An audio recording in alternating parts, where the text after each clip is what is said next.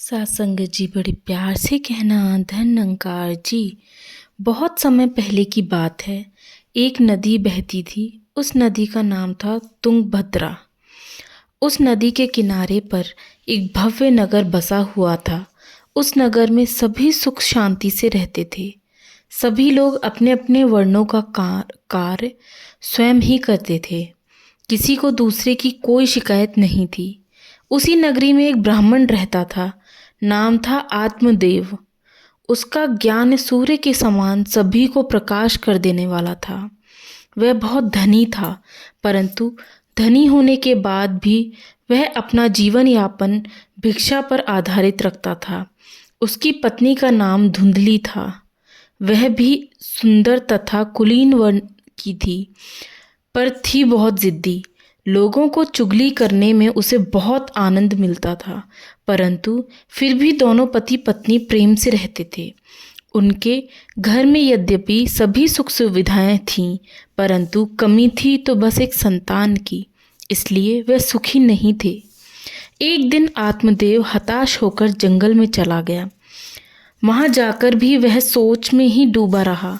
तभी उसने एक सन्यासी देखा जो आते ही बह रही नदी से पानी पीने लगा।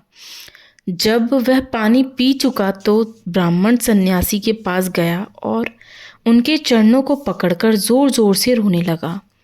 सन्यासी जी के पूछने पर उसने अपनी राम कहानी सुनाई। वह कहने लगा, महात्मा, चाहे हठ पूर्वक ही सही, मेरी संतान की इच्छा अवश्य पूरी कीजिए। बिना संतान के किसी गृहस्थी का कोई अर्थ नहीं है। सन्यासी संत ने बहुतेरा समझाया कि यदि संतान नहीं है तो प्रजा में और भी घर हैं जहां आवश्यकता से अधिक संतानें हैं। आप उनका पालन पोषण कीजिए। समझ लीजिए वह सब आपकी ही संतानें हैं।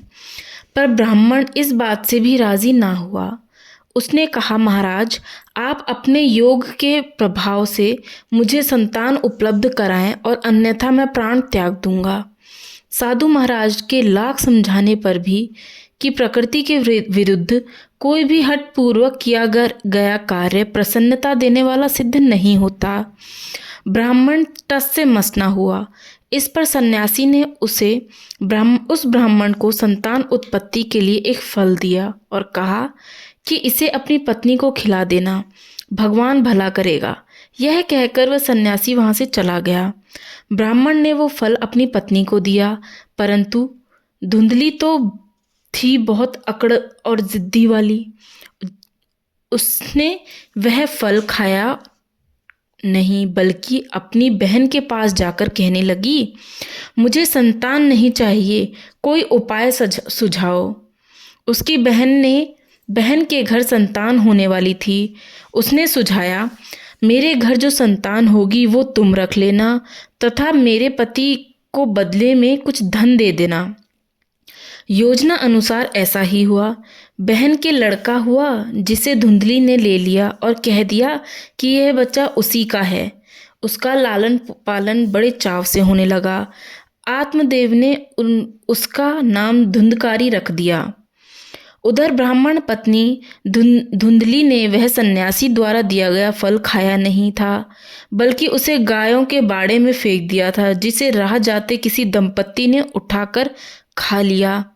संयोग से जब उनके संतान उत्पत्ति हुई तो उन्होंने सोचा, ये संतान उस फल के कारण हुई है, इस पर उनका अधिकार नहीं है। इसलिए संतान उत्पन्न के कारण होने के कुछ समय उपरांत ही वे बालक को उसी बाड़े की ओर ले भागा। नामदेव की झाड़ी की ओर देखा। वहां एक बच्चे को देख बहुत खुश हुआ। उस बालक को अपने घर में ले आया। उस बालक के कान गौ के समान थे, इसलिए ब्राह्मण ने उस बालक का नाम गोकर्ण रख दिया। दोनों बच्चों का लालन पालन समान रूप से होते हुए भी दोनों एक दूसरे के विपरीत स्वभाव वाले थे। गोकर्ण एकदम साधु स्वभाव का था। वह धुंधकारी राक्षसी वृत्ति वाला हुआ। धुंधकारी बचपन से ही कोई ना कोई शस्त्र धारण किए रहता था। उसने एक टोली बना रखी थी जो दूसरों के घर चोरियां करते थे। कभी किसी को कुएं में धकेल आते थे, कभी राह चलते को लाचार लोगों को यूं ही तंग करते थे। धुंधकारी तो मुर्दों तक के हाथ छुआ भी खा जाता था। उसका आचार व्यवहार सभी कुछ अजीब व दुराचारी के समान था। वह जब और बड़ा हुआ तो और व्यभिचारी हो गया, वेश्याओं के चुंगल में फंस गया। पिता का धन उसने इन्हीं कुकर्मों में लगाना प्रारंभ कर दिया। माँ से धन मांगता, माँ के इनकार करने पर भी उसे धमकाकर जबरदस्ती से पैसे ले जाता। इस प्रकार धीरे धीरे पिता की पूरी धन संपत्ति समाप्त हो गई। उसके घर तक की नीलामी हो गई। अब पिता ने सोचा, मैंने परमात्मा के विधान में जबरदस्ती विघ्न डालने की कोशिश की, इसलिए मुझे यह फल भोगना पड़ा। हाय देव, अब मैं कहाँ जाऊँ, क्या करूँ, कुछ समझ नहीं आता। मैं अपनी इस भूल का सुधार कैसे करूँ? हे प्रभु, किसी के घर कपूत पैदा ना हो। संयोगवश उनका दूसरा बेटा गोकर्ण वहां आया। गोकर्ण अपने भाई के विपरीत अत्यंत धार्मिक वृत्ति वाला बालक था, परंतु प्रारंभ से ही वह अध्यात्म ज्ञान के उपार्जन में लगा हुआ था। उसने अपने पिता को समझाया, पिताजी, संतान का मोह ही दुख का कारण है। पुत्र, धन, परिवार या किसी प्रकार की कोई भी सांसारिक वस्तु किसी के पास या किसी के साथ नहीं जाती। मानव को अकेला ही जन्म लेता है और अकेले ही मृत्युलोक को प्राप्त होता है।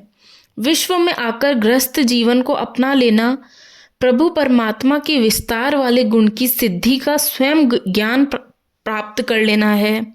इससे अधिक इस विश्व पर अपना अधिपत्य समझना स्वयं को ही धोखा देना है। इसलिए आश्रम व्यवस्था के अनुसार अब आप मोह त्याग कर भगवान में ही ध्यान कीजिए। गोकर्ण की ऐसी ज्ञान भरी बातें सुनकर उनके पिता ने तय किया कि वह अब केवल प्रभु भक्ति में ही अपना जीवन बिताएगा। वह सत्संग भजन में ही लीन रहने लगा। उधर धुंधली को उसके बेटे धुंधकारी ने धन के लिए पीटा, परंतु माँ के पास तो कुछ था ही नहीं, इसलिए बेचारी और मार न सह सकने के कारण घर से निकलकर एक कुएं में कूद गई और अपनी जीवन लीला समाप्त कर ली। धुंधकारी के पास कुछ था ही नहीं, परंतु फिर भी वेश्याओं के चुंगलों में फंसे होने के कारण उन्हें खुश करने के लिए चोरी से डाके से वह धन उपार्जन करने लगा। एक दिन उसने राजमहल से बहुत से गहने चुराए। गहने लेकर वह वेश्याओं के पास आ धमका। वेश्याओं ने सोचा, राजा के सिपाही धन की खोज करते करते यहाँ आ ही पहुँचेंगे, कहीं इसकी वजह से हम मुसीबत में ना फंस जाएं, इसलिए उन्होंने धुंधकारी को मार डाला और एक गड्ढे में गाड़ दिया। कहानी की सत्यता या भावार्थ को भी रहा है, परंतु यह सत्य है कि प्रभु इच्छा विरुद्ध किए गए कर्मों से सुख शांति नहीं मिलती। इसलिए हमें प्रभु इच्छा से रहकर ही कर्म के लिए सदा तत्पर रहना चाहिए। प्यार से कहना जी, धन्यकार जी।